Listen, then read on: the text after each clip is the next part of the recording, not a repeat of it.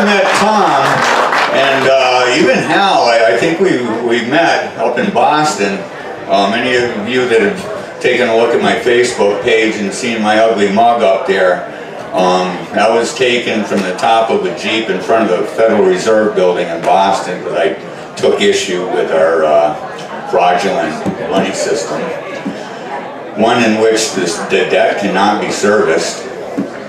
I believe taxation is theft, and has about run this nation right into the gutter from a financial angle. I can't wait until we get back to real free market economy. The power of the individual, because that's what is nice about this country, you see, is it's powered by the individual. That's why rights are individual and not collective. You see, like gun laws.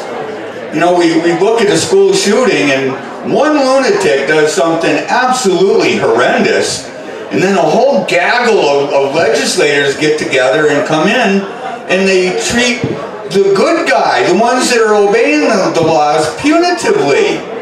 Does not make any sense. That's why we got the supremacy clause and we get to nullify this stuff. My next speaker, I'm going to be going out of order again. I know Hal's getting ready to come up here, but it's not going to be Hal yet. But our next speaker is quite familiar with the role of law enforcement, how important the county sheriff is, you see. Here in the Commonwealth, the sheriffs have been tucked under the governor. Is it the behest and the whims of the governor? I've never heard of such a crazy thing. You see, our sheriffs is an actual constitutional layer of government that exists that is no longer recognized here in Massachusetts.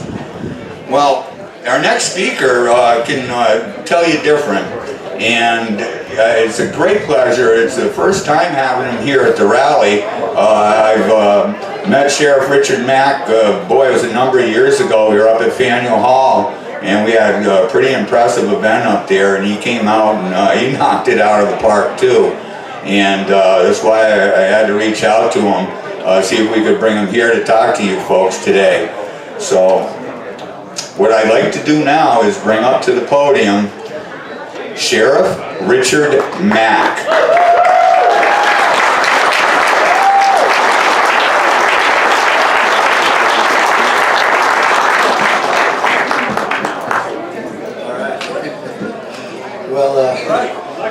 One of the biggest mistakes you made next door in Connecticut, it's the only state in history that has gotten rid of the office of sheriff.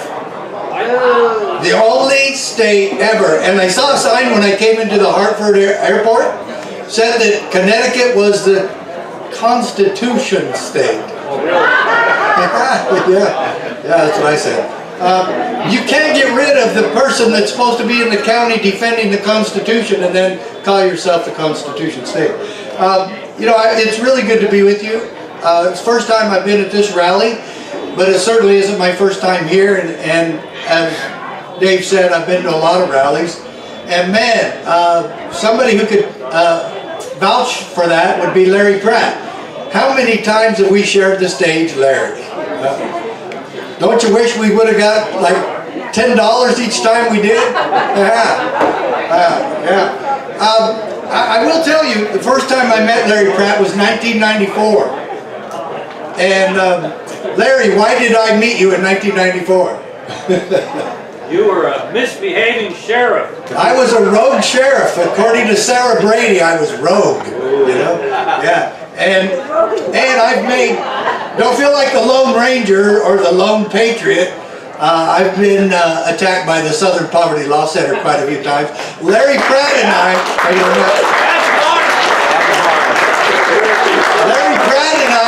are SPLC domestic terrorists. Judge Napolitano, same thing. Ron Paul, who else? Sam Adams. Samuel Adams, yeah. Very good. I love all of those people, and it's an honor to be associated with every one of them. I had a goal to shake the hand of all 40 that they had in their magazine, but they keep adding to it. And so I only got about halfway through. But it's an honor to be here with you.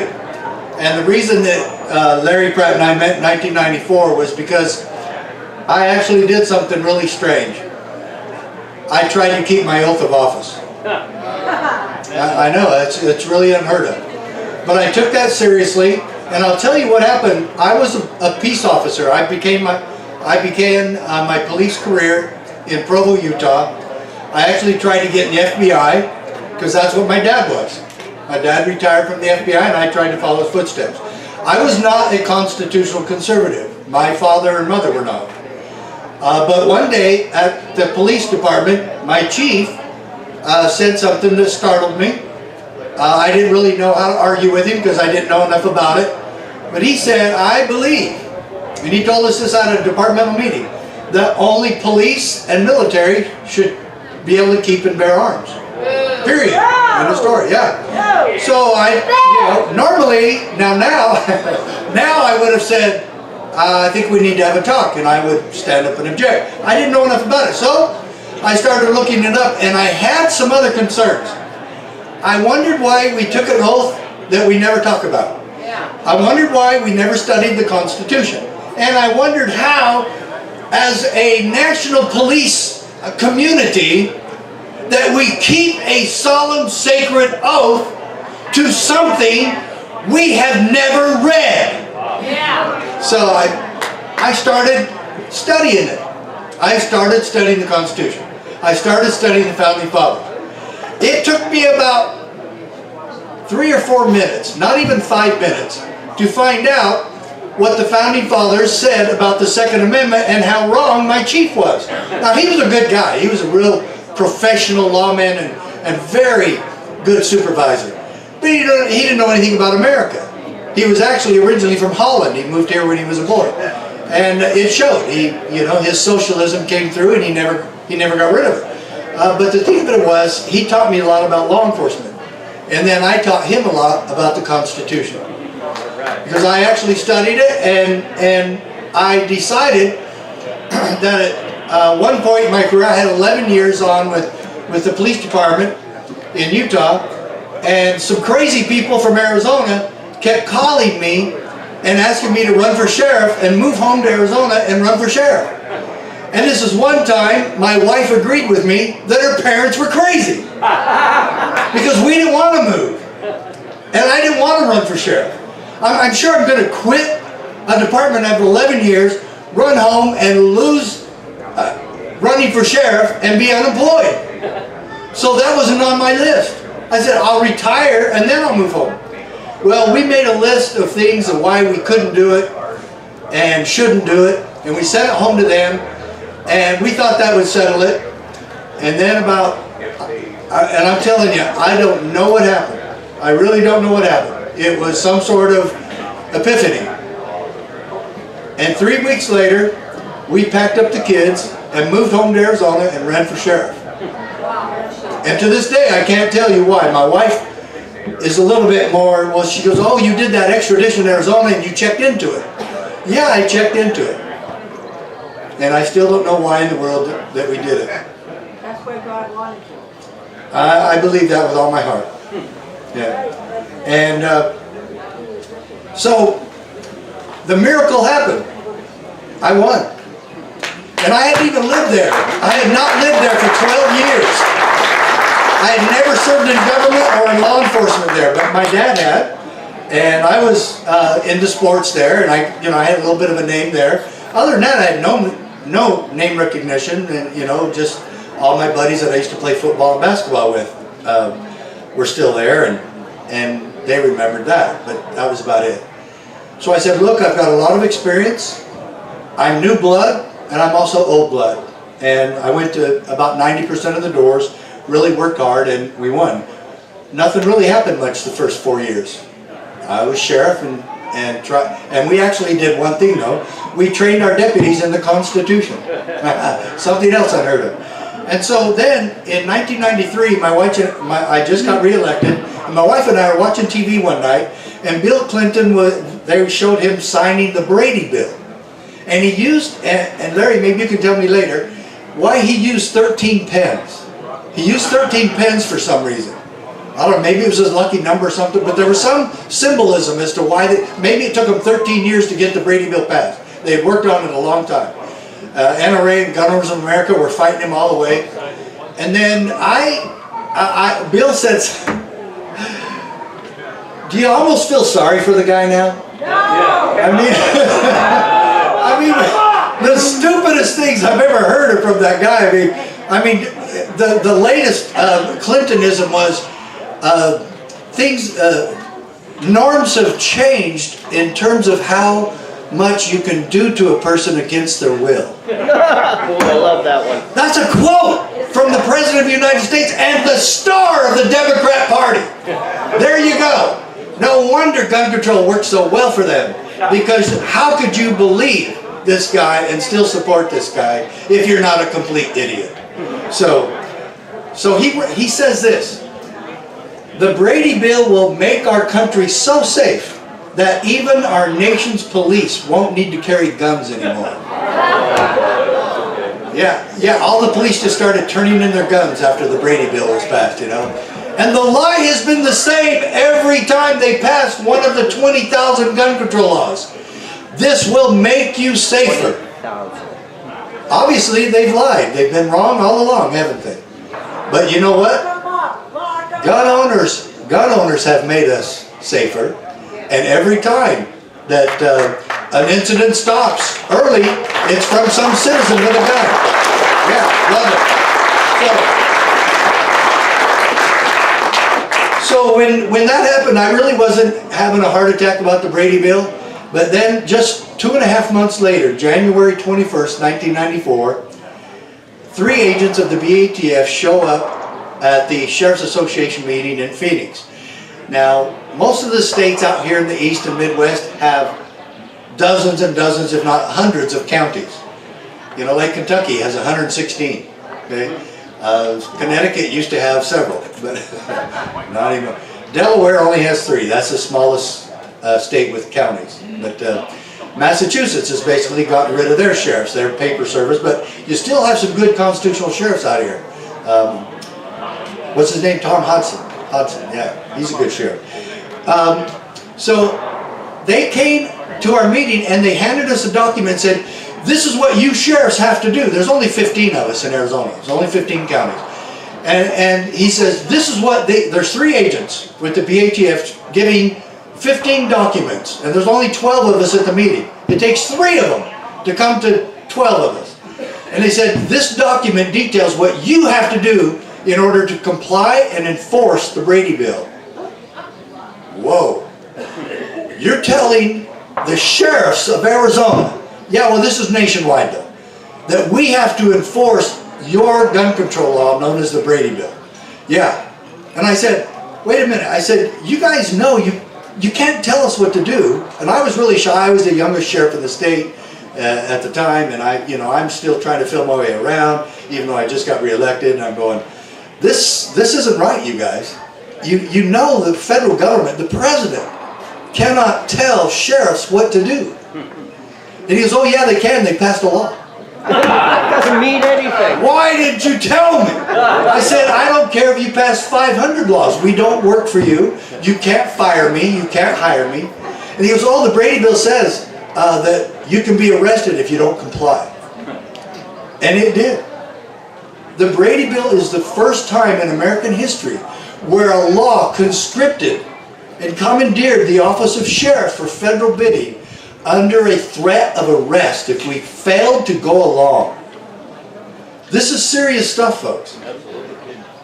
And every one of the sheriffs there, Democrat and Republican alike, were cussing up a storm about how this was the worst law in American history. And then we went on, the meeting lasted another 6 hours, and the cussing waned, and the chairman asked every sheriff, what do you want to do? And every sheriff had a chance to speak. And all the ones that were saying, we can't do this, all said this now. You can't fight City Hall. Can you imagine? And so it came my turn and I said, who wants you to believe you can't fight City Hall? I said, I don't know what I'm going to do. I really had no idea what I was going to do. But I said, I'm not going to do this. Right. And I said, there's two things wrong with this. One, we all took an oath to uphold and defend the Constitution, and I don't know if you've read it lately, but the Second Amendment is an integral part of that Constitution. We're under solemn oath to protect the Second Amendment. And who are we supposed to protect it from? The Constitution and the Bill of Rights were never intended that we would be protecting this from street gangs or criminals. You protect it from the real criminals, the government. And so all of them just kind of looked at me like a deer in the headlights, you know, just, what do you know, you're too young anyway, go home. And so I drove home. And during that 2.5, 3 hour brooding on the way home, I didn't know what I was going to do, but I was just thinking and thinking, you know, just brooding and brooding. And when I drove up in my driveway, I said, I'm going to sue my own federal government. I'm going to sue the Clinton administration. If any of you think I'm going, oh, wonderful, I get to sue the Clintons. Oh, and by the way, history will say and hold this historical fact for me, but I sued the Clintons and lived to tell about it.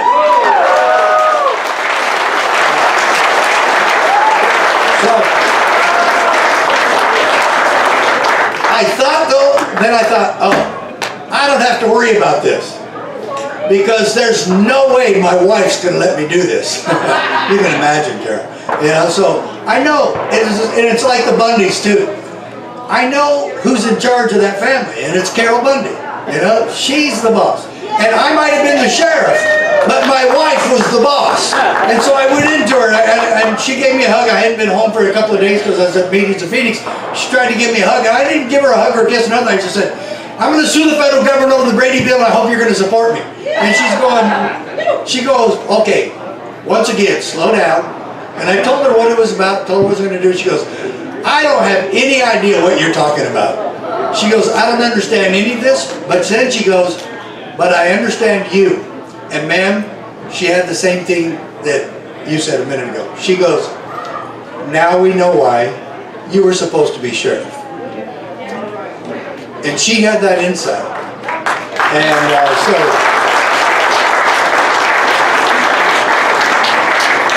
to make a long story short, I didn't know what to do. I called the NRA. I wasn't a member of the NRA. I called the NRA, and they passed me around.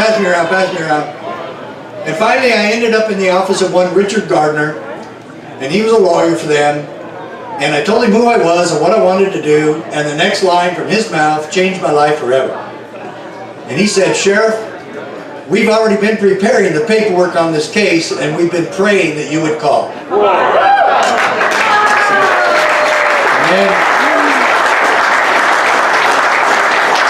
And then Larry Pratt with Gun Owners of America got behind me, and he came all the way out to Arizona and brought the governor of Arizona with him and gave me some sort of award called the Gun Owners of America Second Amendment Award. And by the way, I have a table right over here, or a part of a table right over here, so afterwards come over there and talk to me and join the Constitutional Sheriffs and Peace Officers Association. All you Oath Keepers should be members. Every one of you citizens should be members. How are we going to spread this word and do what we're doing if we don't get people all across the country helping us? And that's what this is about. So, now, I'm a former school resource officer, and right now I actually teach high school. I'm a high school teacher. And you know what? I can't take a gun to school, and I can't defend students or teachers from shootings. It's against the law. I'm still working on that, and we're working on it. But I even asked one liberal teacher, I said, do you mean to tell me that if somebody starts shooting up this school and killing kids and murdering, and one's about to shoot you, you do not want me to pull out a gun somewhere strategically hidden in the school and shoot that guy before he shoots you or another student? And she goes, no, I don't. I don't want you to do it. It'll make it worse. What? Yeah. Brainwash. I know. That's exactly what I said. I said, man, you liberals are brainwashed. I know. So it's astonishing how far this has gotten and how far off common sense we've gotten. But I will tell you this, I teach one thing when I go to my classes, and I want to share this with you today. What is government for? Where do we see in all of our foundational documents and in the history of America, why do we have government? Why do we need government? Do you know what most kids are going to say? Government is here to take care of us. They'll say that, especially, you know, with welfare. Their job is to take care of us. I said, no, government isn't here to redistribute wealth or to make sure that you're taken care of or to make sure that you're fed or to make sure that you're clothed or to make sure that you're educated. All of that, whose responsibility is that? Most of them say parents. I said, yes, it's parents and it's yours. That's your responsibility and your parents. I said, government in the United States of America has one specific job. And it's not even in the Constitution, is it? It's 10 words. And I want everybody to make sure you have this memorized. It was always read by Lively, the lawyer, and a lot of other people have referred to it today already. It's 10 words. That to secure these rights, governments are instituted among men. It almost sounds religious, because it is. And if you can understand that police, what is their job? That to secure these rights, governments are instituted among men. You mean I'm not supposed to win a prize for writing the most traffic tickets today? I'm not supposed to win a prize for making the most DUI arrests today? I'm not supposed to get a prize or a trophy because I made a big felony bust today? Or I solved a murder today? Or whatever else it is we do every day in law enforcement? I harassed the citizens. I made a DUI checkpoint stop and arrested 50 DUIs. So of course it's constitutional because we had a lot of statistics to vouch that it was constitutional. Do you know that actually police chiefs and sheriffs will actually say that statistical analysis makes something constitutional? And you know, when we went to the United States Supreme Court, now 6 other sheriffs joined me in this lawsuit. And if you look it up, you'll see another name of a sheriff, and his name is attached to it, actually more than mine. And it's Prince. He was the second one to join the lawsuit. He filed about 6 weeks after I did. He's a good man, I love him. How his name got attached to the case more than mine, I don't know. I don't really care. I'm the primary litigant, it's in there, and what I care about is that you read it. And I actually have the case in a Reader's Digest version. I put it together. I put all the highlights in this, and it's over at the table I was telling you about. It's the most ignored and disobeyed decision in the history of our country. Congress violates it every day. It was written by Justice Scalia. God rest his soul. It was a 5-4 split. It was close. But we still won. I think they're still valid even if they're 5-4. Yeah. That part I do know. But there's some amazing miracles in this thing, and the whole thing is miracles, and we still live in a day and age of miracles. And the Bundys are going to talk about some of those miracles a little bit later. But I really want you to have this. So meet me over there. That to secure these rights, governments are instituted among men. Is it any wonder that our police don't actually follow protocol or treat us correctly when they don't know what their jobs are? That their job is to, what is it? That to secure these rights. It is to protect liberty. Do you know the badge we wear on our chest? It's not something to beat people with. It's a shield. We are there as guardians of the Republic.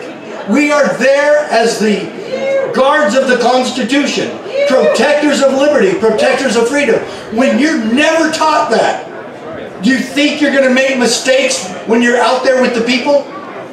And that's the problem. We are not training constitutional guards or sheriffs or deputies or investigators. We're training people to support numbers, and this horrible catastrophe known as civil asset forfeiture. How crazy can it get that we now have police going after people and confiscating money and using it to supplement their departmental budgets? How absolutely crazy have we become? Is it any wonder police brutality cases are mounting? They're not properly trained. And CSPOA, the national organization that I'm in charge of, we train police in the Constitution and our duty to the Constitution. In this book I wrote back in '09, The County Sheriff, America's Last Hope, on the very first page, I quote Thomas Jefferson when he said, "When all government shall be drawn to Washington as the center of all power, it will render powerless the checks provided and become as venal and oppressive as the government from which we separated." End quote.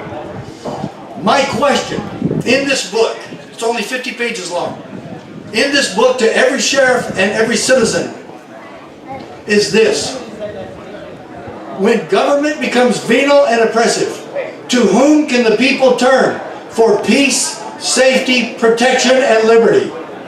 If it's not the county sheriff, and we learned a horrible example in Clark County during the Bunkerville situation, when a sheriff failed to keep his oath, failed to protect, failed to enforce the Constitution, and failed to have some courage to do what was right.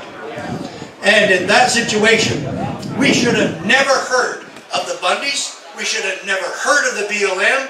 We should have heard of a sheriff doing his job to protect his citizens.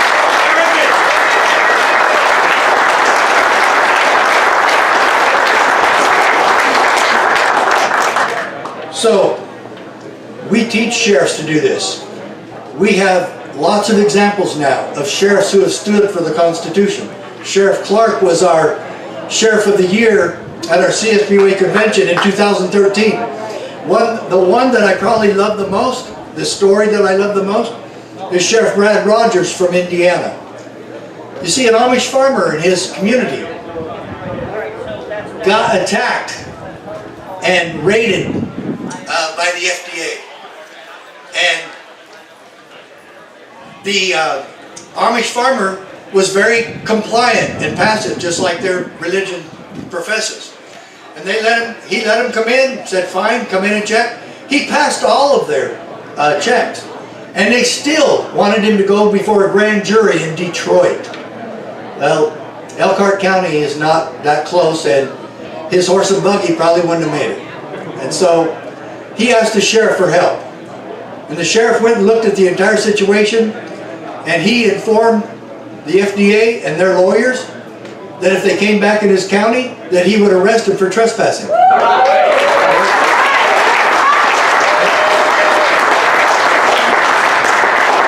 Sheriff Rogers was the second sheriff in America to have our CSPOA constitutional sheriff training. He knew what he was doing. He knew the Constitution. He was afraid he was going to be arrested. Because guess what? They told him, you're not arresting us, we're arresting you. And you interfering is a felony. Oh, that obstruction of justice. When you interfere with criminals from the federal government trying to harass an Amish farmer, a defenseless Amish farmer. And so Brad called me, or Sheriff Rogers called me, and we devised a letter together, and we responded.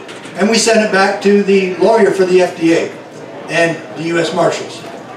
And about 4 days later, he got a certified letter, or at least he and the Amish farmer got a certified letter saying that everything had been dropped. And they left. And that Amish farmer has been FDA free for almost 5 years now. Yeah.